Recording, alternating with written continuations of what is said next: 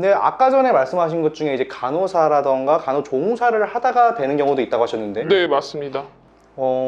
이제 사실 뭐 간호조무사분들이라던가 간호사분들 일이 정말 어렵잖아요. 네네네. 근데 사실 상담실장 일도 뭐 쉽지는 않을 것 같은데 그럼에도 불구하고 그분들이 넘어오시는 이유가 뭔지 혹시 어느 정도로 금전적인 문제나 어느 정도로는 저희가 영업직이기 때문에 영업직은 그에 따른 보상이 있을 거 아니에요. 그렇죠. 네, 그것 때문에 좀 그런 것 같아요. 네, 영업직이니까 어느 정도로 뭐 인센티브 뭐도 있고 해서 네. 그러니까 내가 정말 힘들게 일하는 건 정말 똑같겠지만은 네네. 그래도 여기서 내가 하는 만큼 뭔가 더 보상을 가져갈 수 있다는 어떤 희망이 있으니까 더 열심히 네네. 할 수 있는데 네네네. 월급 급여 차이가 많이 나나 봐요. 이게. 어느 정도로 없지 않나 있는 것 같아요. 병원마다 좀 다르긴 한데 그래도 간호사분들이 보상은 고생을 하는 만큼 뭐 그렇게 많이 받지는 않으니까 그래서 좀 언어 표현 능력도 뛰어난 친구들은 상담실장 쪽으로 넘어오는 경우도 참 많은 것 같아요. 제가 봤을 때는. 네. 그러니까 성형외과 상담실장 분들은 월급이 혹시 어느 정도 되나요? 월급은 병원마다 다르고 개개인의 능력마다 뭐 나이 아니면 뭐 이 병원에서 내가 얼마 정도를 일했는지 나는 몇 개의 언어를 가지고 일을 할 수 있는지 외국인 고객을 받을 수 있는지 이거에 따라서 다르긴 한데 제가 봤을 때는 기본 뭐 한 220에서부터 350까지 네 기본 월급 뭐 그 정도까지 받을 수 있을 것 같아요. 그게 기본급인 거죠. 네네. 인센티브가 제외된. 인센티브가 제외된 금액인 것 같아요. 그러면은 이제 인센티브까지 들어간다고 하면은 네. 보통은 어느 정도까지 가게 되는지. 대충 뭐 300, 인센티브만요. 아니요. 인센티브는 그 정도는 좀 어렵고요. 뭐 같이 해서 뭐 300, 뭐 잘 경력이 정말 10년 이상 된 뭐 실장님들은 뭐 300, 400 정도는 인센티브까지 받지 않을까. 주변에서 내가 진짜 이렇게까지 받는 사람 본 적 있다 이런 거 있나요 혹시 진짜? 제가 봤을 때는 7, 800도 문제가 없는 것 같습니다. 인센티브까지. 네. 연봉 1억 찍는.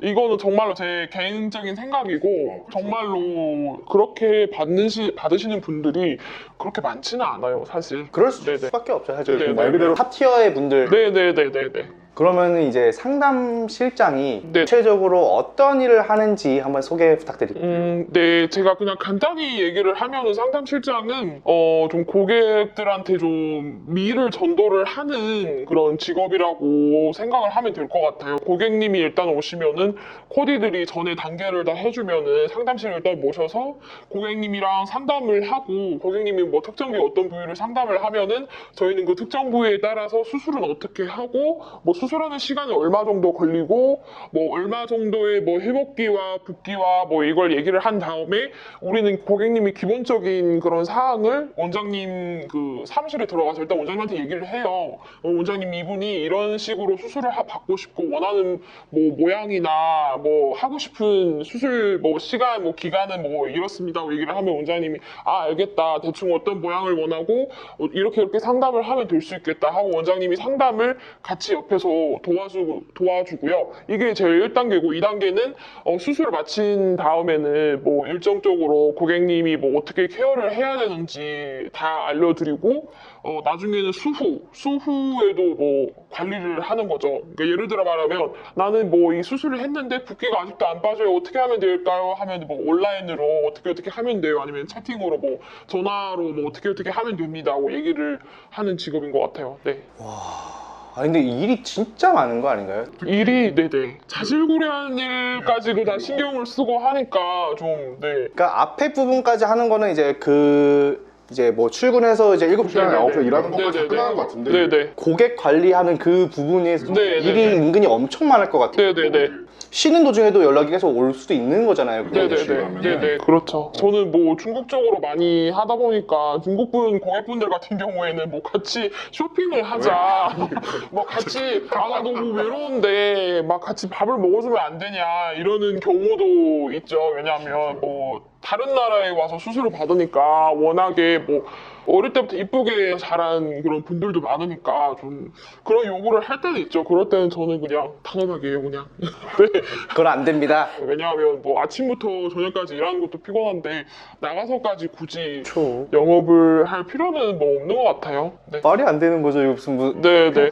근데 이게 아까 전에 어릴 때부터 이쁘게 자란 사람이라는 게 저는 그게 이쁘게 자랐다고 말하는 줄 알았는데 그게 아니라 이 어릴 때부터 곱게 자란 사람. 곱게 자란, 네, 곱게 자란 분들은 뭐 가정 도우미도 뭐 어릴 때부터 다 해주시고, 왜냐면 대륙 스케일이 또 워낙에 크시고, 뭐 부자분들도 워낙에 너무 많으셔가지고, 네, 그럴 경우도 있어요. 네, 그럴 경우도 있는데, 뭐, 그럴 수 있어요. 이해가 되죠. 왜냐면 다른 나라에 와서 뭐 핸드폰 안 터질 때도 있고, 뭐 어디서 밥을 먹어야 되는지도 모르고, 언어도 모르니까 좀 그럴 때도 있어요. 근데 그런 경우는 저는 그냥 단호하게 거절을 할 편이에요. 보통 근무 시간은 어떻게 되나요? 일단은 아침 9시 반부터 시작을 했다가 7시에 퇴원을 하는 편인데 7시에도 업무 연장이 있으면 저는 일단은 회사에서 다 하는, 병원에서 다 하는 편이에요.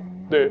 그러니까 그런 사소한 네, 거울 네, 관리라던가 이런 거 네, 말씀하시는 거죠? 관리라거나 아니면 상담이 뭐 길어질 때도 있고, 네, 아니면은 수술한 환자를 봐야 되는데, 그 환자가 뭐, 7시 퇴근인데, 7시에 수술 나온다 하면은, 그래도 한번 보고 가는 게 맞으니까. 그러면은 어떻게 보면 야근을 하게 되는 거잖아요. 네네네. 그런 부분에 대해서 어떻게 업무로 인정이 되나요? 야근 수당이라던가 이런 게? 저희는 없습니다. 저희는, 네, 저희는 없어요. 간호사분들은 뭐 야근 수당이 아마 나올 거예요. 근데, 뭐 상담실장 같은 경우는 따로 야근 수당을 주는 병원도 있고 저희 병원 같은 경우는 없답니다. 네. 그럼 언제 쉬세요, 보통? 보통은 평일 하루 쉬고요. 토요일을 이렇게 쉬는 경우도 있는데 토요일에는 워낙에 뭐 사람도 많이 오고 상담도 많이 오고 하니까 이렇게 거의 쉬는 경우는 없고 일이 있다 하면 토요일 쉬고요. 아니면 평일 하루 선택해서 쉬고 일요일 쉬는 편이에요. 아, 그럼 어떻게 보면 쉬는 날이 딱 정해져 있지는 않은 거네요. 네, 일요일 빼고 네, 평일에는 정해진 날이 없어요. 아, 일요일은 고정적으로 쉬고 네네네, 맞아요. 하고 이제 토요일이나 아니면 평일 중에 하루 쉰다. 네네네. 네네네. 아, 그러면은 복지는 어떻게 되나요? 복지요? 잠깐만요. 복지는 뭐 따로 뭐 기본급의 뭐 인센티브 빼고는 복지는 뭐 회사에서 점심에 밥을 주죠. 병원에서 오, 밥을 있네. 네. 뭐 식사는 제공을 하는 편인데 맛은 좀 네. 아, 그래도 있긴 하네요. 있기는 하는데 너무 슬플 뻔했잖아요. 복지요 하는데 진짜 그게 뭐임 막 이런 느낌이라서 네, 맛은 없습니다. 솔직히 얘기하면 맛있다는 분들이 없을 거예요. 그리고 또 다른 게 있을까요? 따로 뭐 추석이나 아니면 설이나 이때 뭐 떡값을 주거나 네, 따로 네네네. 아, 그래도 어느 정도 이렇게 챙겨주는 게 있다. 네네네네. 뭐 크리스마스 같은 경우에는 아니면 뭐 발렌타인은 원장님들이 뭐 기분에 따라서 뭐 가끔 초콜릿도 아, 진짜요? 네 챙겨주시고 어우 아주 로맨틱하시네. 부담스럽습니다. 그러면 1년에 네. 평소에 쉬는 거 말고 휴가 이런 거 따로 있나요? 휴가는 저희 그 연차가 한 1년에 15일 정도거든요. 연차가 15일 정도인데, 거의 상담실장 같은 경우에는 뭐 연속으로 막 7일 정도로 쉰다. 이게 거의 불가능하죠. 네. 최대로 한 3일부터 4일까지 주말 껴서, 엄밀히 말하면 이틀 쉴 수 있는 거네요. 네네네. 그죠? 휴일 원래 쉬는 거. 맞아요. 네네.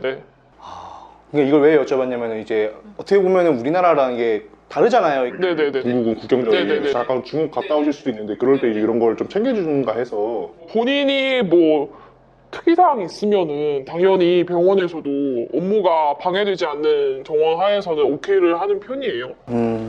그러면 이제 결국에는 이름에도 들어갔다시피 네네. 상담을 잘하는 게 제일 중요할 것 같아요. 네. 영업하는 거. 네네네네. 그거 하실 때 비결이 있으신가요? 어떤 실장님들은 일단 뭐 자상하게 뭐 생글생글 웃으시면서 이렇게 맞춰주는 편이고 어떤 실장님 같은 경우는 뭐 무조건 세게 이렇게 하셔야만 돼요. 아니면 고객님 어떻게 드세요? 이렇게 하시는 분들도 있고 이게 뭐 그 상담자마다의 성격 차이인 것 같고 저 같은 경우에는 외국인 고객님을 많이 유치하다 보니까 엄연히 뭐 한국 분들이랑 좀 다르다고 생각을 해요. 그러니까 뭐 일단 너무 세게 해서도 안 되고 너무 약하게 해서도 안 되고 좀 여러 가지 성향을 가지신 분들이 너무 많아요. 문화가 다르기 때문에. 저 같은 경우에는 고객님이 일단은 어떤 부위를 상담하고 싶다고 얘기를 하면서 사진을 보여줬을 때, 대충 이 사람이 다음 말은 무엇을 할 것 같다. 예상이 되는 거예요. 그에 대비해서 고객님보다 한 발 나가서 내가 생각을 해요. 그리고 그 답을 생각을 해요.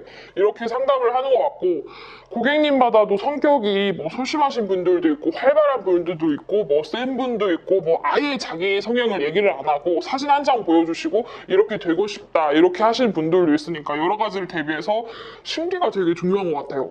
일종의 심리전인 것 같고, 네, 근데 어차피 서비스직이니까 그래도 조곤조곤하게 웃으면서 얘기를 하는 게 좋지 않을까. 뭘 원하는지 알고, 상대방이 뭘 원하는지 알고, 그에 대비해서 정확히 얘기를 해주는 게 일단은 제 상담 비결인 것 같아요. 그 상담이라는 거를 이제 원래 거쳐서 이제 가는 거잖아요. 네네네. 근데 의사가 바로 직접 하는 경우도 있나요? 있습니다. 그런 경우는 제가 봤을 때는 좀 작은 성형외과, 뭐 1인 병원, 원장님이 뭐 한 분이 계시고, 뭐 간호사분들도 그렇게 많지도 않고, 코디분들도 많지도 않고, 아니면 코디가 있는데 뭐 실장이 없다거나, 아니면 실장이 있는데 코디 업무까지 같이 하는 병원 같은 경우에는 뭐 간단히 차트만 작성을 하고, 뭐 어떤 부위를 상담하고 싶다 하면, 그냥 바로 원장님 연결해 드릴게요 하고 이렇게 직접적으로 1대1로 상담하는 병원이 있어요. 그런 병원 같은 경우는 지금 그렇게 너무 많지는 않은 것 같아요. 제가 봤을 때는. 네, 그래도 실장이 상담을 하고 어떤 상황인지 원장님한테 얘기를 해줘야